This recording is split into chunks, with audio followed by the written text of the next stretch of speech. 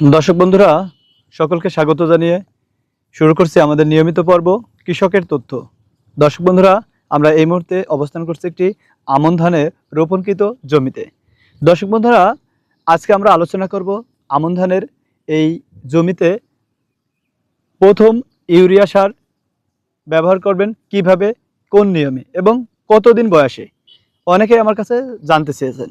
তো আজকের ভিডিওতে তাদের সকলের প্রশ্নের উত্তর দেওয়ার চেষ্টা করব আমি মাহমুদুল হাসান। তাই যারা আমন ধান রোপণ করেছেন ভিডিওটি সম্পূর্ণ দেখার চেষ্টা করবেন।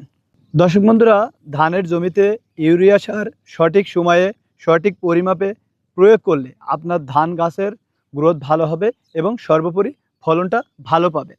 তো সঠিক ব্যবহার বিধি এবং সঠিক সময়ে আপনাকে কিন্তু ব্যবহার করতে হবে। তো আসুন আমরা জেনে নিই কোন সময়ে ব্যবহার করলে এবং কি পরিমাণে ব্যবহার করলে ভালো ফলাফল পাওয়া যাবে। আমন ধানের প্রথম ইউরিয়া সার সাধারণত চারা রোপণের 15 থেকে 20 দিনের মধ্যে প্রয়োগ করা উচিত। এই সময়ে ইউরিয়া সার প্রয়োগ করলে গাছের বৃদ্ধি ভালো হয় এবং কুশি বের হতে সাহায্য করে। কিছু ক্ষেত্রে 25 থেকে 30 দিন পর সার প্রয়োগ করা যেতে পারে, তবে 15 থেকে 20 দিনেই আদর্শ সময়। এই সময়টিতেই আপনাকে ইউরিয়া সার প্রথম ডোজে প্রয়োগ করতে হবে। দ্বিতীয় ডোজ সাধারণত 30 থেকে 35 দিন পর এবং তৃতীয় ডোজ 40 থেকে 45 দিনে প্রয়োগ করা যেতে পারে। সারের সঠিক মাত্রা, প্রয়োগের সময়, সম্পর্ক এইগুলো কিন্তু সব সময় আপনাকে ঠিক রাখতে হবে।